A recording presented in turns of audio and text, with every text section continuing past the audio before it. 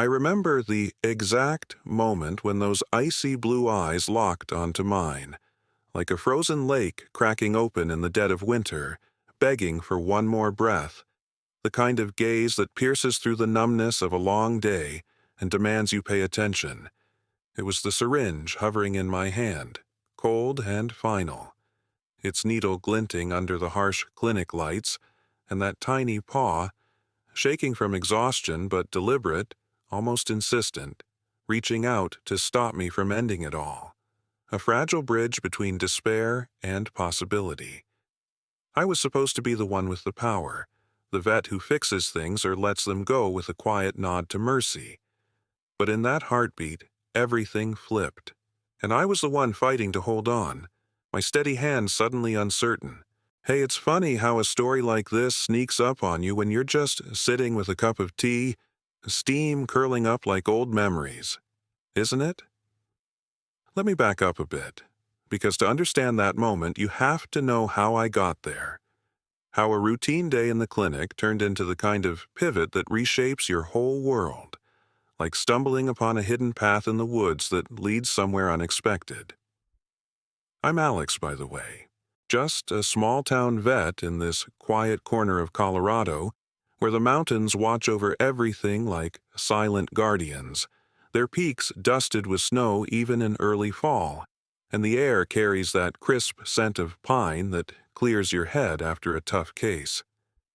I've been doing this job for 15 years now, stitching up farm cats with lacerations from barbed wire fences and coaxing life back into border collies that have worked themselves ragged herding sheep across rocky pastures until their paws are raw.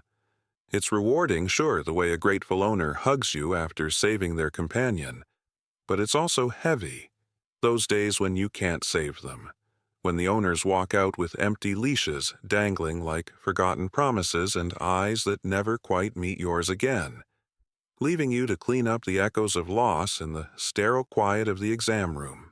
That particular Tuesday started like any other, the kind of gray morning where fog clings to the valleys, and the first patients arrive with their pets bundled in blankets against the chill. The waiting room smelled of antiseptic mixed with wet fur from a recent rain, with a couple of regulars flipping through outdated magazines, their dogs dozing at their feet, oblivious to the routine unfolding around them. I was knee-deep in paperwork from the night before, nursing a lukewarm coffee that had gone bitter from sitting too long, when my tech, Maria, poked her head in, her ponytail swinging slightly as she balanced a chart in one hand. "Alex, we've got a stray from the shelter. Husky pup, maybe 3 months old, no more than a shadow of what he should be. They're calling it hopeless, severe malnutrition that's left him all skin and bones, possible infection in the lungs from exposure to the elements. They want us to, you know, handle it humanely, before he suffers any more." I nodded, not thinking much of it at first, just another entry in the log of tough calls that come with the territory. Shelters overflow like that sometimes, especially in winter when the strays pile up, abandoned by folks who can't afford the vet bills or who move away without a backward glance, leaving behind litters that huddle in alleys for warmth. "Bring 'em in," I said, pushing back from my desk with a creak of the old wooden chair that I've meant to replace for years. Mariah wheeled in the crate on squeaky casters, and even before she opened it, I could hear the shallow rasps of breath, weak, labored, like wind whistling through a broken fence post on a blustery day, each inhale a small battle. When she lifted the latch with a soft click, this little bundle of silver and white fur tumbled out onto the exam table, all bones and matted coat that clung to him like a tattered flag, ribs poking through like the bars of a cage forged from neglect, his small frame barely spanning the length of my forearm. He was a husky, all right? Those classic markings with the white blaze down his muzzle and the curled tail that should have been fluffy and proud but hung limp against his haunches. Defeated. But his eyes.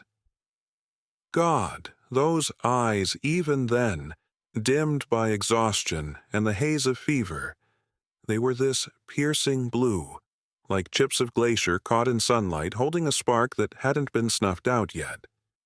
He didn't whine or struggle against the gentle hold of Maria's hands.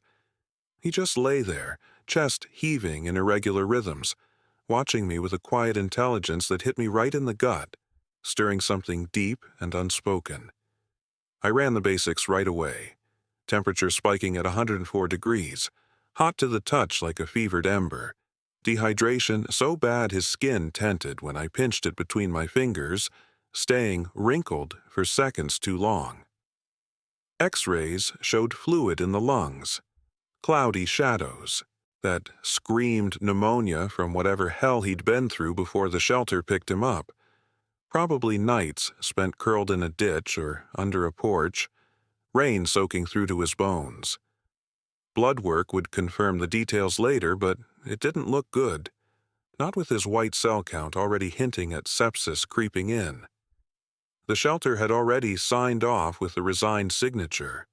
They couldn't afford another mouth to feed, not with the holidays coming and donations drying up like the creek beds in summer drought. I stepped out to call them, my voice steady as I explained the prognosis over the crackle of the line, pacing the hallway lined with posters of healthy pets smiling from glossy pages. He's suffering, but we can make it quick. No pain, just a gentle slide into peace. That's when the routine cracked a little. A hairline fracture in the armor I'd built over years of similar conversations. The shelter manager sighed on the other end, her voice heavy with the weight of too many goodbyes. "Do it today, Alex. We've got too many like him piling up and space is tight. Another litter of kittens came in this morning from a hoarder situation." I hung up, staring at the wall for a beat longer than usual, the phone still warm in my hand, feeling the familiar tug of reluctance that sometimes whispers against protocol. Euthanasia is part of the job. Mercy, we call it in hushed tones during staff meetings. But it never gets easier, especially not with a pup this young, this alive, somehow, despite everything, his heart still beating a defiant rhythm under those fragile ribs. Back in the room, the air felt thicker now, charged with the quiet anticipation of finality. I prepped the syringe with practiced motions, the pink solution swirling innocently in the barrel, a color that belies its purpose. Maria held him gently on the table, her fingers steady but her eyes soft, murmuring soft words in Spanish that he couldn't understand but seemed to lean into anyway, his ear twitching faintly at the lilt of her voice. I knelt down to his level, the linoleum cool against my knees, explaining it like I always do. Even though he wouldn't get it, my words a ritual to ease my own conscience. "It's okay, buddy. You're tired, aren't you? This'll make it stop, let you rest without the hurt." His head lolled toward me, those blue eyes, flickering up through half-closed lids, searching. And then, as I reached for his foreleg to find the vein, swabbing the spot with alcohol that carried a sharp sting in the air, his paw lifted, trembling, from the weakness gripping him, but with purpose, a deliberate extension that caught the light. It landed right on my hand, warm against the cool rubber glove that suddenly felt like a barrier too thick, pressing just enough to pause me, to make the world narrow to that single point of contact. He held my gaze unblinking like he was saying, "Not yet. Please, there's more here." I froze, the syringe heavy in my grip, time stretching as the room went quiet except for his ragged breathing and the distant hum of the clinic's fluorescent lights. Maria gasped softly behind me, her hand stilling on his flank. And me? I felt this rush, hot and unexpected, blurring my vision with the sting of salt, tears welling up unbidden. Big, stupid vet tears that I hadn't let fall in years, not since that golden retriever with cancer that I'd fought for weeks, only to lose in the end. "Damn it," I whispered, my voice thick, setting the syringe down with a clatter that echoed too loudly in the stillness. My hand turned under his paw instinctively, fingers curling around that tiny, fragile limb, feeling the faint pulse beneath the skin. "You're not done, are you? All right, kid. Let's see what we can do. Let's fight this together." That was the hook that snagged me. The moment that yanked me out of autopilot and into something real, raw, like the first crack of dawn after a sleepless night. I canceled the rest of my afternoon, told the front desk to reschedule with apologies, citing an emergency that suddenly felt true, and dove in head first, rolling up my sleeves. IV fluids first, to get some hydration back in him. The line, snaking carefully into his leg as Maria monitored the drip, her face set in quiet determination. Antibiotics loaded up through the port, broad spectrum to hit the infection from all angles, and a warming blanket draped over him to chase the chill from his bones, the kind of deep cold that seeps in from days without shelter. Maria and I worked late into the evening, the clinic emptying out around us, force-feeding him a slurry of puppy formula mixed with electrolytes through a soft tube, coaxing it down bit by bit. He took it weakly at first, swallowing in small, hesitant gulps, but those eyes never left me, tracking every move like I was his lifeline, a silent vote of confidence that bolstered my resolve. By evening, with the sun dipping behind the mountains and painting the windows in hues of orange, we'd stabilized him enough to move to the back kennel, the one we reserve for the fighters, the ones that hang on when logic says they shouldn't, padded with fresh blankets and a heat lamp humming softly. I sat with him. After hours, the clinic lights dimmed to a gentle glow. Just me and this scrappy little soul in the hush of closing time, the only sounds his improving breaths and the occasional creak of the building settling. "What's your name, huh?" I murmured, stroking his ear with a feather-light touch, feeling the velvet softness beneath the mats we hadn't shaved yet. He didn't have one, of course. No collar etched with a tag, no microchip pinging a database of lost pets. But in my head, he was blue, for those eyes that had stopped me cold, evoking the vast skies over the Rockies on a clear day. I talked to him like he was an old friend, spilling the kind of stuff you don't say out loud to humans, the burdens that pile up like snowdrifts.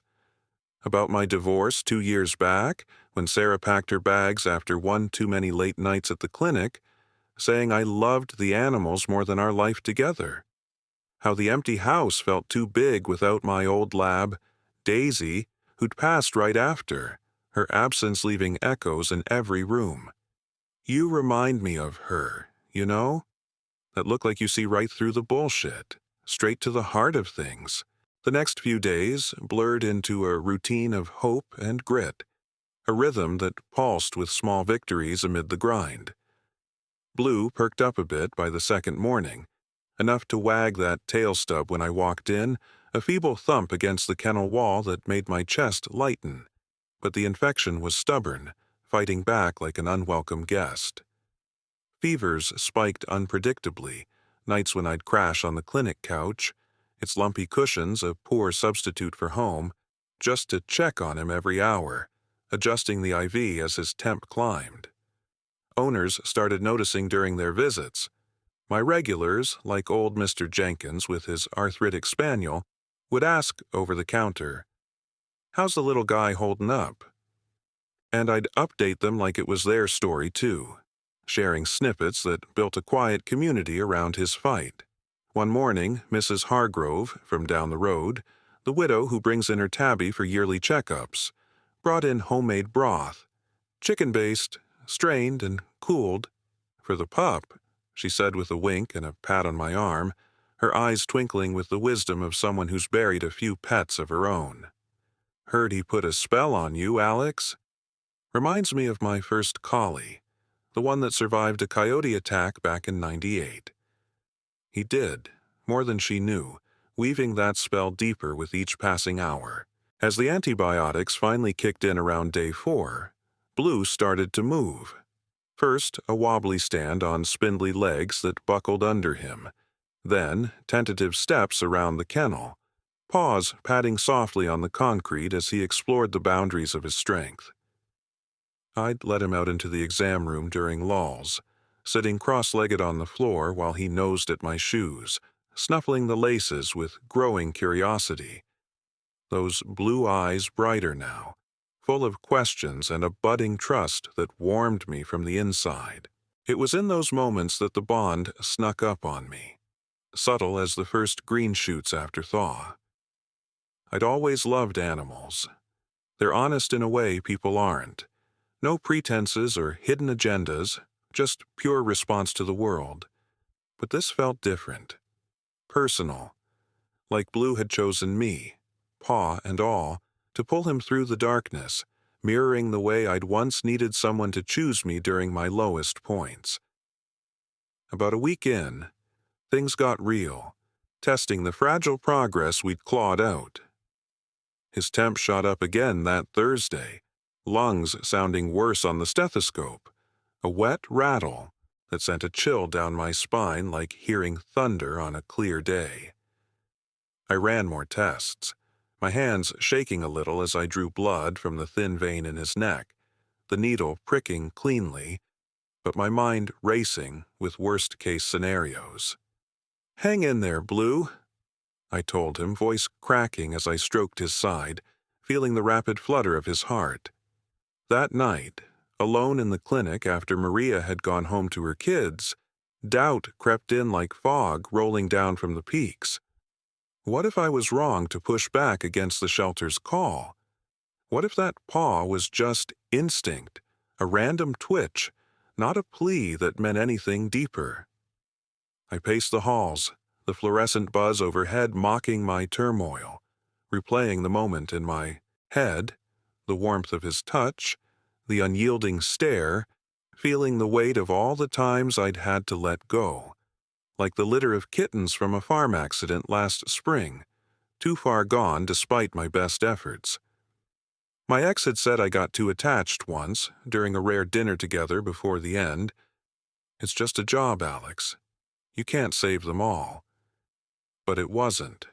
Not anymore. This pup had cracked open that shell, forcing me to confront the humanity and the healing. Maria found me like that at dawn the next day, slumped by his crate with my head in my hands, the first light filtering through the blinds in pale stripes. "He's fighting, Alex, just like you," she said simply, handing me a fresh chart with updated vitals and a steaming mug of her strong coffee, the aroma cutting through the antiseptic haze.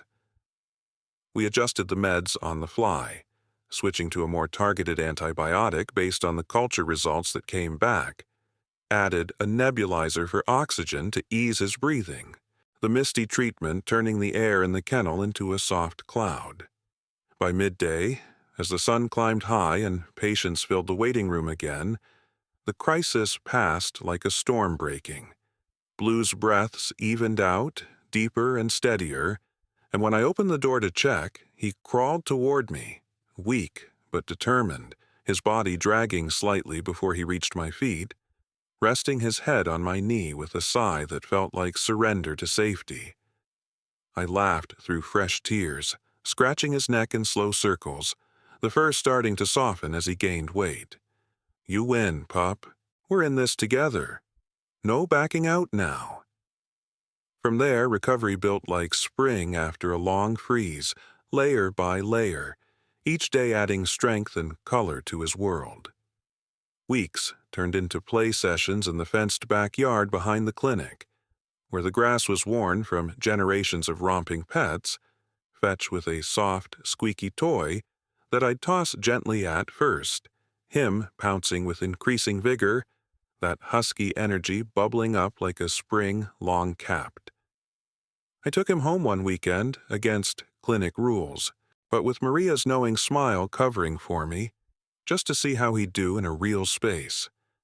My modest cabin on the edge of town, with its creaky porch and view of the aspens turning gold. The house, once echoing with solitude, filled with the click of nails on hardwood floors and playful yips that bounced off the walls, chasing away the ghosts of quiet evenings. Neighbors stopped by unannounced, drawn by the story Maria had let slip over coffee at the local diner. The pup that saved the vet from a bad call. They'd tease with grins, bringing treats or old blankets for his bed. But it wasn't like that. Not some dramatic rescue tale for the papers. Blue didn't save me from anything cinematic. He just reminded me why I do this. The quiet power of showing up for someone who can't ask, day after day, through the mess and the miracles. There were setbacks, of course, the kind that come with any healing journey, reminders that progress isn't linear. A cough that lingered into the second month, hacking fits that left him panting, and me hovering with meds at the ready. A limp in his left hind leg from whatever abuse he'd endured before the shelter. Maybe a kick or a fall during his stray days, the joint swelling after too much play. Vets deal with that. Layers of hurt that don't vanish overnight, buried deep like roots in rocky soil. I'd massage his leg at night after locking up the clinic and driving the winding road home, talking him through it in the lamplight of my living room. Whoever did this to you, they don't get to win, not if we have anything to say about it. In those confessions, whispered over the crackle of the fireplace, I unpacked my own scars, the failed marriage that left me questioning my capacity for connection, the loneliness that had settled in like frost on window panes, making everything feel distant. Blue listened, always, his head tilted at that classic husky angle, paw occasionally tapping my arm as if to say, "I get it. Me too." It was therapy without words, his presence a mirror reflecting back the compassion I'd extended to him. One evening, about a month after that syringe moment that had changed everything, I clipped on a collar, blue leather to match his eyes, with a tag engraved simply "Blue" in my shaky handwriting from the pet store trip, and took him for his first real walk beyond the clinic grounds. The mountain air was crisp, carrying the earthy tang of fallen leaves as we followed the dirt path that wound along the river, its waters murmuring over smooth stones. He tugged at the leash with newfound enthusiasm, nose to the ground, snuffling scents of pine needles and distant deer trails, discovering the world like it was new, his tail curling high for the first time. We sat on a weathered log overlooking the valley, the sun setting in a blaze of pinks and purples, and he leaned against me, warm and solid now, no longer the fragile thing I'd almost lost to haste.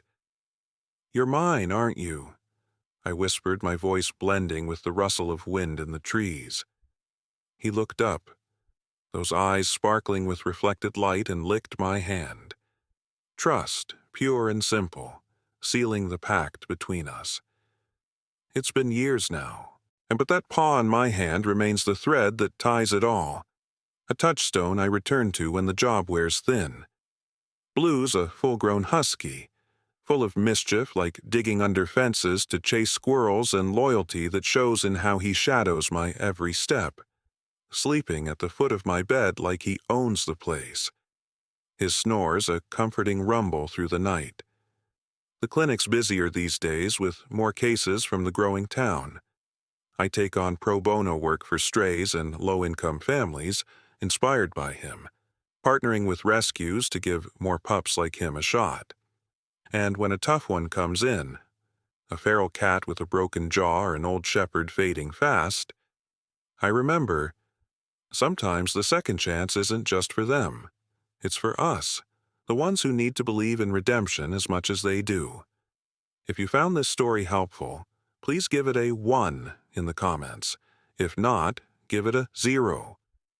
Your response will let me know if my story helped anyone. But wait, I didn't mean to trail off there.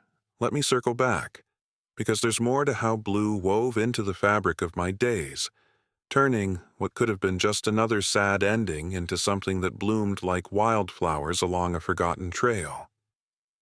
After that first walk, with the river's song still echoing in my ears, I started bringing him to the clinic full-time, integrating him into the daily flow, despite the raised eyebrows from the board during my next inspection. Regulations be damned. He became the unofficial mascot, greeting patients with a gentle nudge of his nose and those hypnotic eyes that seemed to assess each newcomer with quiet wisdom. Kids in the waiting room, wide-eyed and fidgety before shots, would beg to pet him, their small hands burying in his thickening fur, and I'd watch as their fear of needles melted away into giggles. "See? He's been through worse than a little prick," I'd say, kneeling to their level, sharing how Blue's recovery had taken weeks of patience. And look at him now, strong as the mountains. It wasn't all sunshine, though. Real life has its shadows, and Blue tested me early on in ways that stretched our bond. Huskies are escape artists by nature, bred for the wild expanses of the Arctic, and Blue lived up to the breed with a cleverness that bordered on cheeky. One afternoon, during a busy consult with a farmer whose horse had colicked overnight, I left the back door ajar just a crack while grabbing fresh bandages from the supply closet. Poof! He was gone, slipping out like a silver ghost into the afternoon haze. My heart dropped like a stone into an icy pond, panic rising sharp and immediate as I dropped everything and bolted outside. "Blue, come on, buddy," I called, voice carrying over the clinic's parking lot and into the adjacent woods, the words tasting like fear. Images flashed unbidden, him lost in the dense underbrush, those blue eyes dimming again from cold or injury, or worse, hit by a passing truck on the rural road. I was out for hours as the sun dipped low, flashlights from concerned neighbors joining the search, Mr. Jenkins with his spaniel on a lead, Mrs. Hargrove calling from her porch, our voices weaving a net of hope through the twilight, the air cooling with the promise of night. Finally, as stars pricked the sky, I heard a faint howl from the riverbank, familiar and insistent, cutting through the cricket chorus. There he was, muddy paws and triumphant grin, having chased some critter, a rabbit maybe, into a thicket of willows, his adventure ending in a triumphant roll in the damp earth. I scooped him up, relief flooding me so fierce it hurt, my arms, wrapping around his dirty fur as I buried my face in his neck. "You scared me half to death, you rascal. Don't you ever do that again." Back home, I toweled him off by the fire, the steam rising from his coat, and as he curled up, exhausted but content, licking the mud from his lips, I realized something profound in that quiet aftermath. That fear? It was love, raw and unfiltered, the kind that makes you vulnerable but infinitely stronger for it, echoing stories I'd heard from other vets about pets that taught them to feel again after personal losses. Blue had taught me to embrace it, after years of keeping walls up to protect against the heartbreak of the job. As months passed into a full season, our routine deepened like roots taking hold in fertile soil, each element reinforcing the trust we'd built. Mornings started with runs along the winding trails that snaked through the national forest nearby, his endurance building mine as we pushed through the crisp air, lungs burning in tandem. He'd pull ahead with that fluid husky trot, full of purpose and joy, then circle back to check on me, paw tapping my leg impatiently like old times, urging me onward. "Bossy, aren't you?